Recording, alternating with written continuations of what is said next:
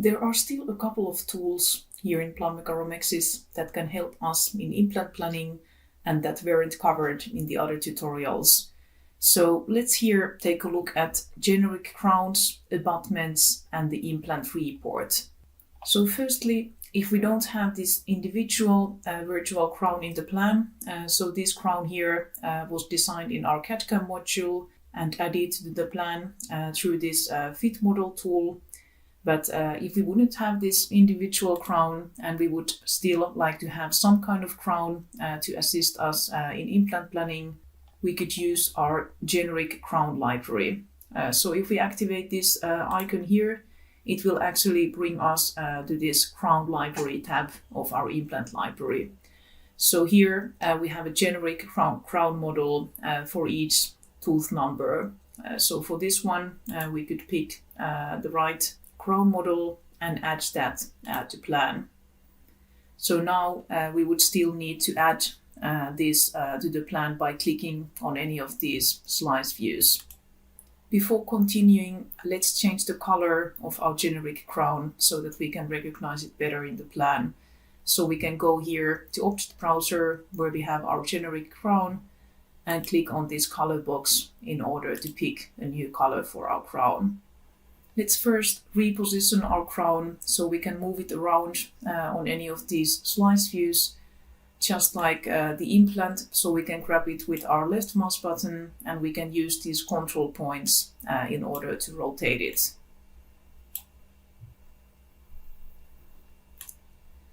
It looks like our generic crown is a little bit too big for the plan, but we can resize it. So if we keep our Control and Shift down on the keyboard, we can drag with our left mouse button down and we can resize the crown.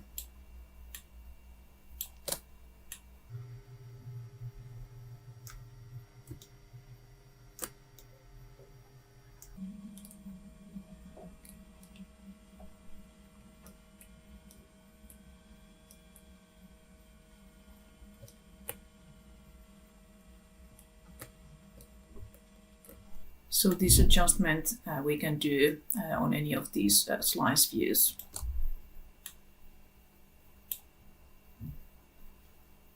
Also for repositioning the crown, we could use this 3D rendered view. So we could, for example, rotate this generic crown around its vertical axis by opening these properties of the generic crown and then using this rotation angle here.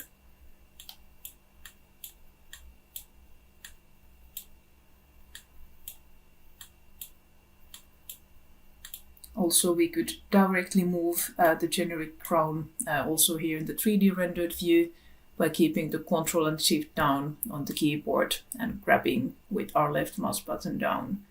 So we could move it around and then also rotate by keeping our right mouse button down and again having the Control and Shift pressed down on the keyboard.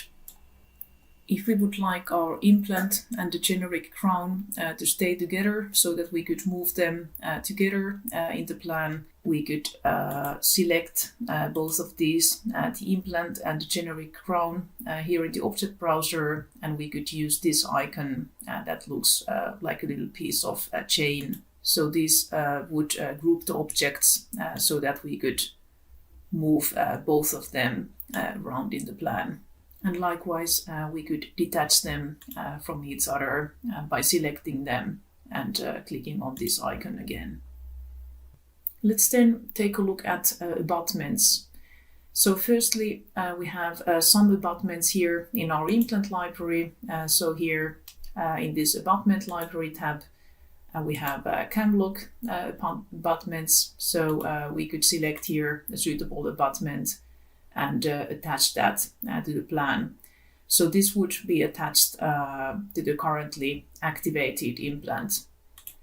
If instead we would be interested in building our own abutment, we can use this abutment editor here. So if we open this one, we have these 7 different parameters that we can use for specifying the kind of abutment that we would like to create.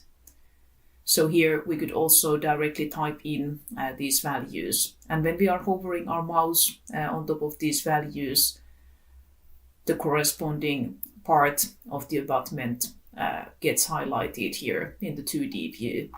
And here in the 3D view, we have a preview of the abutment that we're designing. With this rotation angle, we can rotate the abutment around, and then we could also change color for the abutment with the last control here. So if we would now click on attach, we would get our abutment attached in the plan, and we would also see it here in the object browser. So now we could open, for example, the properties, and here also use this rotation angle in order to rotate the abutment around its vertical axis if we have designed a non-symmetrical abutment. We can also later on edit the abutment that we designed. So if we open the abutment editor again, we could change the parameter and we could select here update existing. So this abutment we could use as a simulation of the real abutment that we would be using in the actual implant operation. Finally, let's have a look at this implant report, this PDF icon that we have here in the toolbar. So if we open this icon, we can see firstly here patient name automatically, and then we have here clinic name. We could change these information here. And after typing the clinic name and contact here once, this dialog would always suggest us those values. So we would only need to make it once. Then we could add any comments about the case. And finally, we could browse for the location on our computer where to save the report. And then we could save it. We then get this implant report opened automatically if we selected the respective option in the dialog when generating the report. So this is always a standard format report containing this information. So here we get automatically the patient and clinic information. Then we get our comments here and a view from Romexis 3D. And then for each implant that we have in the plan, we get one page specifying which implant was used, its properties, and we can also have this implant-centric view to show how it was positioned. If we would have sleeves added to the plan, we would also have the information of surgical kits used in the report. And the same report is saved here in Romexis, so we can find it here in the patient file. So if we browse for the attachments, we can see the implant report here. So besides saving it to our computer, we can also find it inside Romexis.